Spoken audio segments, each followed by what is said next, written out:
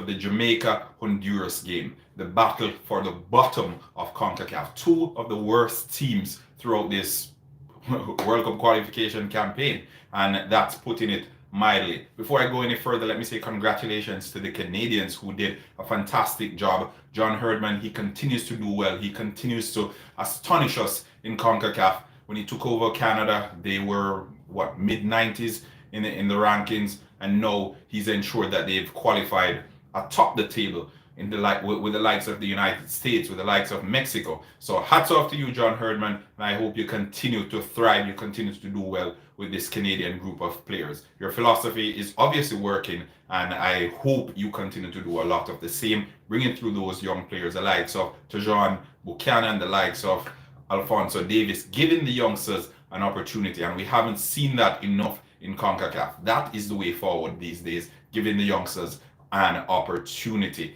Let me say thank you to my sponsors as well: Quicklink Shipping, RS Sports Store, and CSA Shop. Quicklink Shipping, anything you need whatsoever shipped in Jamaica, they have you covered. Check them out on Instagram at Quicklink Shipping, or follow them as well on Facebook at Quicklink Shipping. RS Sports Store for all your sporting clothing and apparel. Check out RS Sports Store on Instagram at RS Sports Store. So let's get to the meat of the matter. Jamaica will face Honduras at the National Stadium. Honduras yet to win a match in these World Cup qualifiers. Jamaica, they've only won one match. They changed coach midway the campaign, and since Paul Hall took over the Reggae Boys team, they have conceded 14 goals. 14 goals, and they've only scored 4.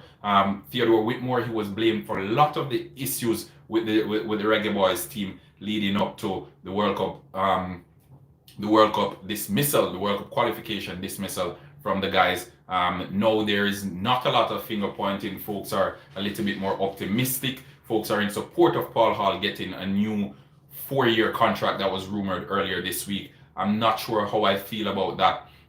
He seems to speak the speak. However, when it comes to action, when it comes to actually putting it out there on the field of play, I haven't seen enough.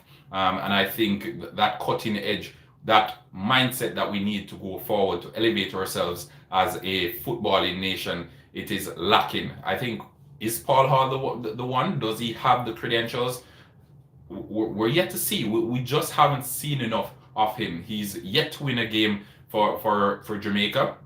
His first game in charge, we lost 3-0, and we've seen so far of the 8 games that he's been in charge of, we've drawn 3 and we've lost 5. So nothing amazing in my opinion. We might say, okay, we're seeing a step in the right direction, but a step in the right direction, it doesn't win you matches, it doesn't get you to the World Cup. And we will now be waiting another 4 years for the World Cup. 2026 in North America, we should get into that one quite easily. And sitting at home today and watching the likes of Egypt go out of the World Cup qualification to Senegal, who are now in the World Cup, Portugal, who've solidified their place in the World Cup as well. It's amazing, and I can see the fans celebrating. It's just different from club football. I know a lot of us, we watch club football week in, week out, and we have that level of affection towards the players who represent our clubs. But when it comes to the national level, that level of patriotism, it's just completely different.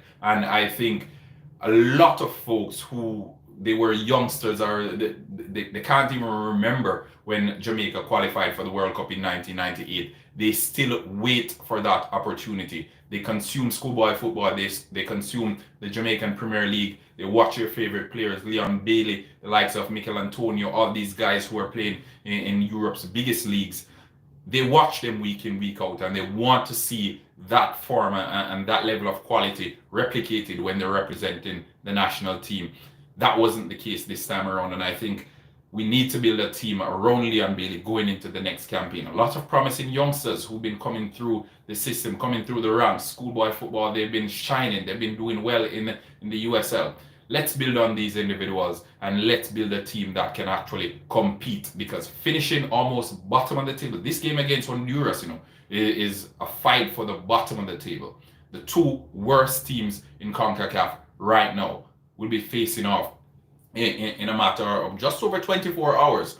And now we can go into what to expect from that game. I saw the game against Canada. Paul Hall, he fielded a younger, more inexperienced team. And one could say he was just waiting to see, or he gave youngsters an opportunity so he could see the talent he had at his disposal. But still, there's a level of pride that needs to be played for. We still need to maintain some level of pride. And I think a lot of the players, they were emasculated against the Canadian team, Sunday? A few days ago. So again, watching another team qualify at your expense, and not only qualifying, but the manner in which they qualified. At no point throughout that game, Canada seemed as if they were threatened by the Jamaicans. It's almost as if they knew it was done and dusted even before they kicked the ball.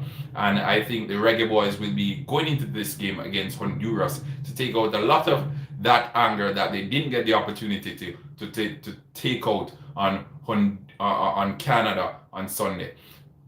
How will this game play out? Who will be the standout players? I think with Paul Hall still rotating the team, it's quite difficult to put a finger on the players that you expect to do well. But the natural culprits, Andre Blake, I think he has been our most consistent player. We've seen sparks of brilliance from Leon Bailey in the previous game, not the one against Canada, but the one against El Salvador. And it begs the question, if things would have been different had he been around for all the games, had he been available for all the games we played throughout these qualifiers. So again, Jamaica will be going up against Honduras. Nothing to play for but pride really at this point. Honduras was the only team that Jamaica beat in these World Cup qualification campaign. We beat them 2-1 last year, October? I think it was. Yeah, I think it was October. Finally, God. Blessings to all our blessings, and for everyone who's on here, blessings. It's good to see. I'm just doing a quick 10-minute preview of the Reggae Boys versus Honduras. What to expect, and it's one of those games where we know there's nothing there to fight for, but an opportunity presents itself, and when you are presented with a weaker opponent, which I can comfortably say Honduras is the only team in CONCACAF that's worse than the Reggae Boys. And I say that without regard and without any really.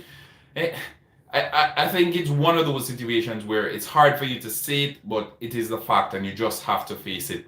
Honduras has been the only team throughout this campaign that is worse than the Reggae Boys. And I think going into this game, the Reggae Boys will be favourite. Not often do we say this, and even when we say this, it's oftentimes a case where we have better players individually, but as a team, we just lack that cohesion. And I think it has cost us significantly throughout these World Cup qualification games. We lack cohesion, and that level of cohesiveness is what is lacking. It is embedded in the blueprint of Jamaican football, because we believe in individual brilliance. We are from an era where we emulate everything that happens in Brazil.